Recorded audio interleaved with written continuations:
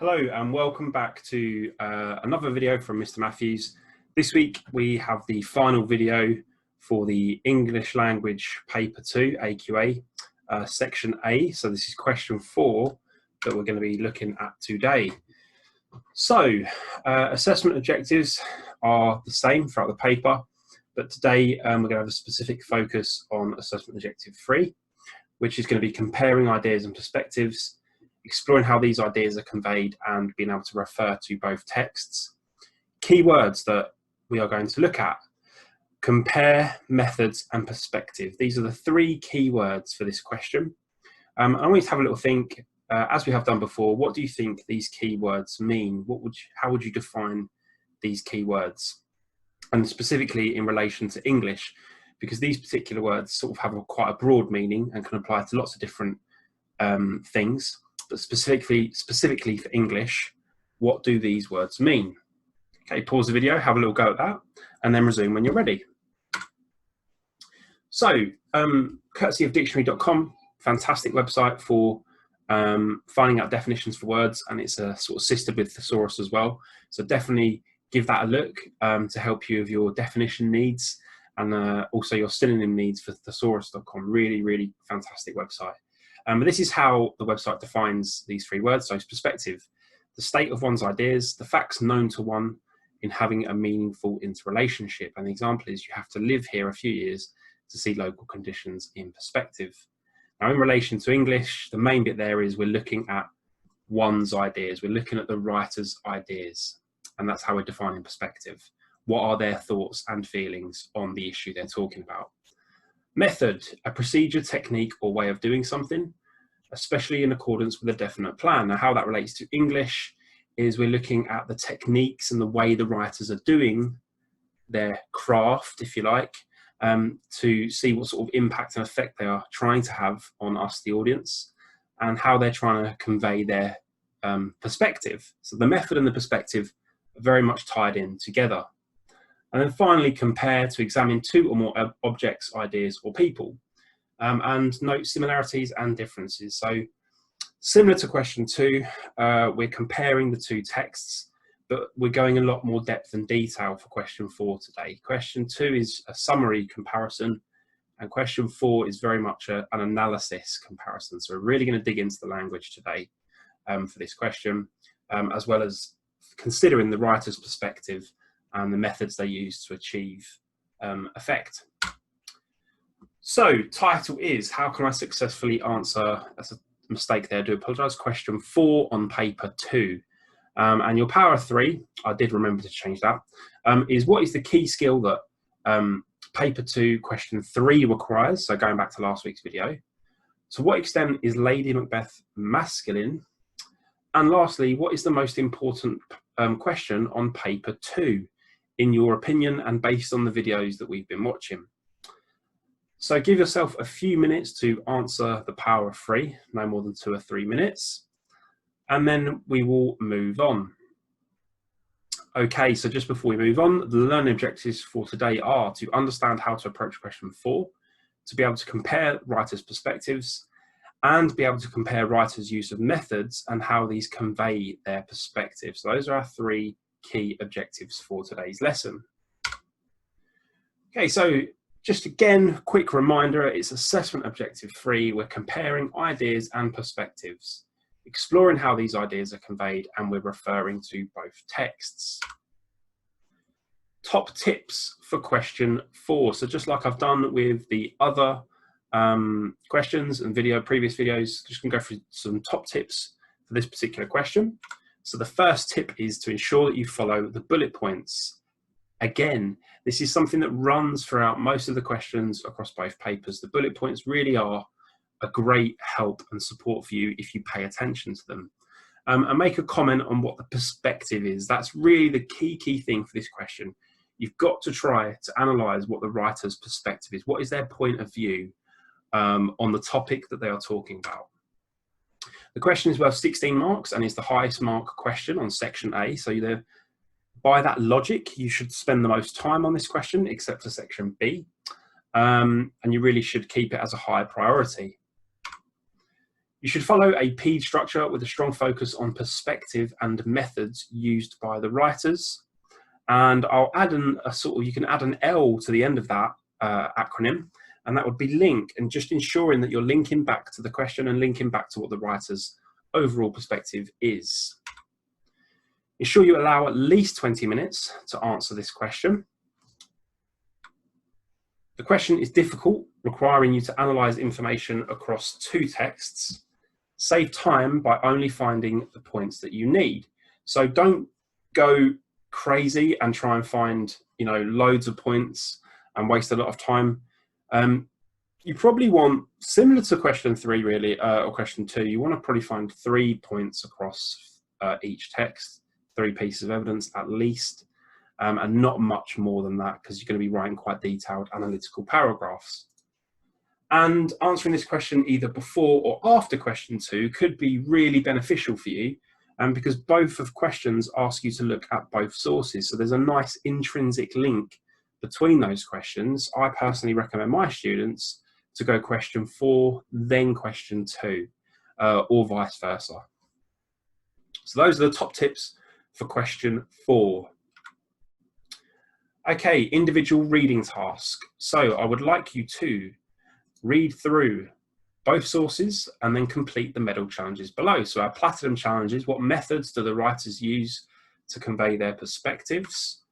What are the writers' perspectives on the riots and that feature in their articles?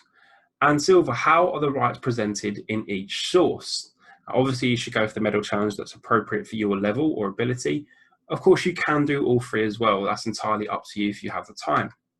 As direction challenge, how do you think the writer tries to influence the reader? And what is the writer's viewpoint? And that's sort of a mixture of a couple of those challenges there. And you might just want to go straight for the direction challenge question. Now, if you have this PowerPoint at home, you can click here where it says click here, the 5-minute timer. And that will begin a nice little fade in, perfectly timed timer. So by the time this little alarm clock gets all the way around and you can see the whole image, your 5 minutes will be up, and that's just to help you with your timings. Okay, so source B. I'm not going to read out the sources this week. In both previous videos, I've read out both the sources, so if you want to head back to particularly the question 2 video, please head back to that video if you want the sources read out to you. If not, you will need to read through the sources yourself. I will be looking at a few key quotations, but I'm not going to be rereading the sources today. So source B, and here's our question. For this question, you need to refer to the whole of source A together with the whole of source B.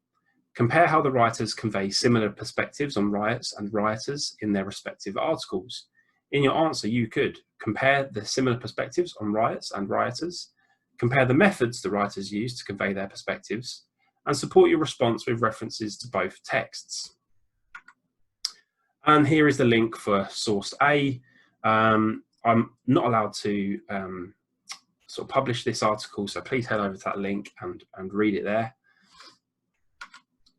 And here we go. So what I want you to do is we're going to think about the question, and I want you to highlight the key words. And if you haven't got the PowerPoint sort of printed off or anything, just write down what you think the key words are in the question. Okay, and just another reminder, it's 16 marks and 20 minutes. So here we go. I'll probably give yourselves around 2 minutes, no more, a minute, to very quickly find those keywords. Pause the video now and give that a go. So keywords are, in my opinion, we're looking at the whole of source A and the whole of source B. We're comparing similar perspectives on riots and rioters, and I've highlighted the most important words there: compare, similar perspectives, riots and rioters. And then beyond that, it's perspectives, methods, and references to both texts. Okay, good. We're going to move on to the thinking hard challenge now. So we've got 2 of these. We've got one for source B and one for source A. So our source B thinking hard challenge is as follows. I'm going to think about these following questions in relation to the source, and that's just to help you understand it more and hopefully come up with some key quotations and key ideas. So what is the writer's overall perspective on the events they describe? Does the writer use any semantic fields to describe the writers or writers? What is the writer's tone in the article? What language is used to describe the writers?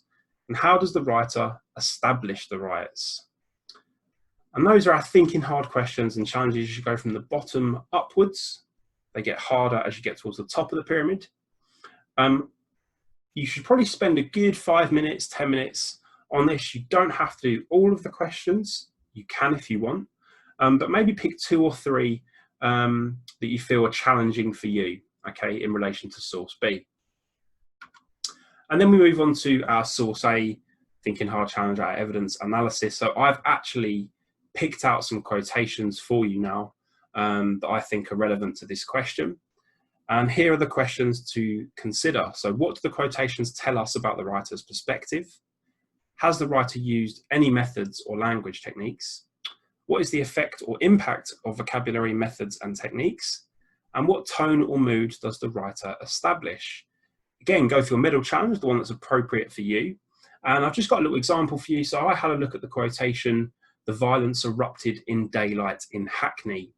And what you can say about this, if we're looking at this first of all in terms of methods and language, so we've got the verb erupted, which implies the violence emerged spontaneously and dangerously, endangering civilians.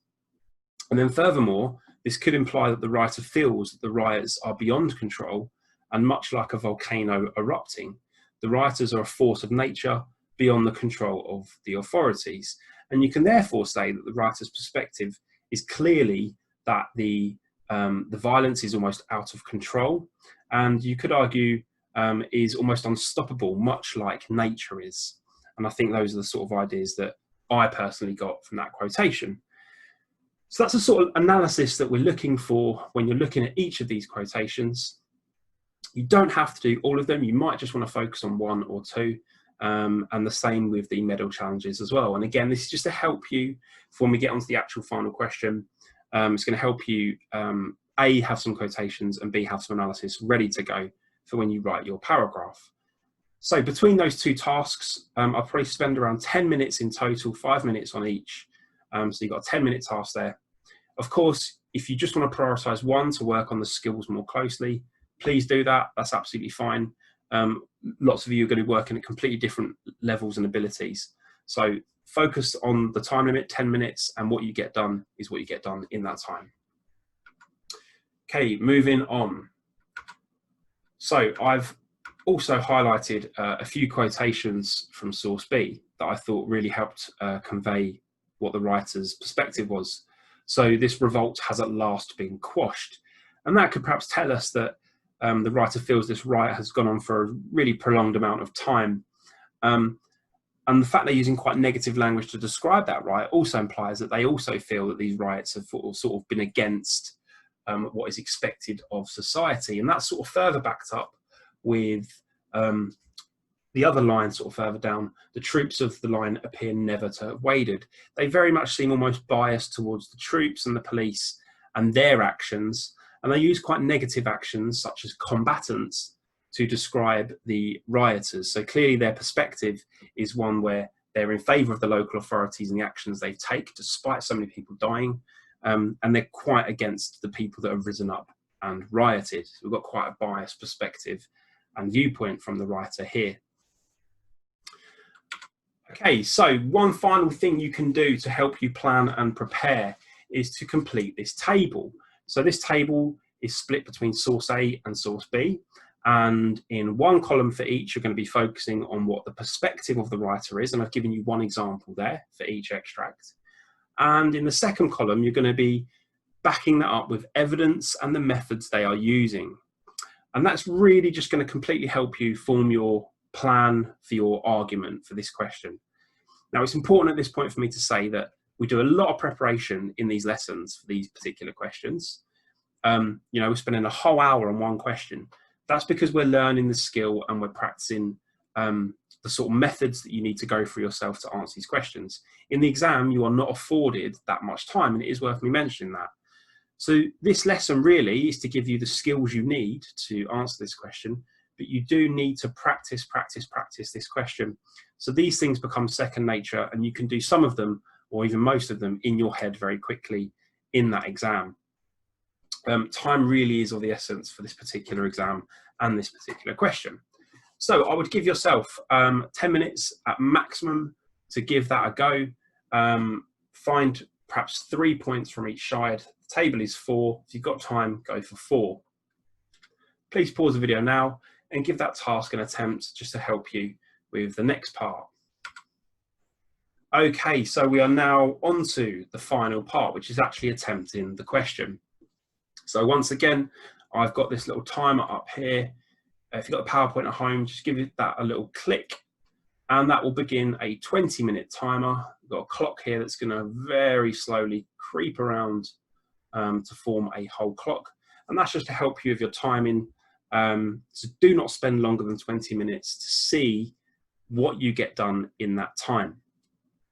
Now, I'm not going to repeat the question, but I'm going to provide you with one final bit of support, which is a writing frame. So here we have a writing frame that's very similar to the question 3 one, but I've added in link, which is where I just really want you to remember that you must be talking about the writer's perspective. So everything you say needs to link in or tie in with what the writer's perspective and view is. So try to link back to that after each of your points and analysis. You can analyse in very much a similar way to question 3 because you're looking at the methods the writer is using. That's not limited to language devices. It could be the tone they employ, the mood they're creating, the sentence structures they're using. It could be the format in which it's written. So if it's a diary, you know, you're going to very much hear a personal perspective and viewpoint, whereas an article's perhaps might be a bit formal and more balanced and present something in a more balanced way. So you can talk about those things as well as language, vocabulary, keywords, phrases, structure, all of those different things. So 10 minutes it says there. That is a mistake. It's supposed to be 20 minutes, so apologies for that. So 20 minutes for this question. Give that a go, pause this video, go back to the previous slide and start your timer to help you. And that's it really, 20 minutes, off you go. Okay, final reminder, within these PowerPoints, you have got this handy essay structure in slide. Please feel free to print this off and keep it around with you.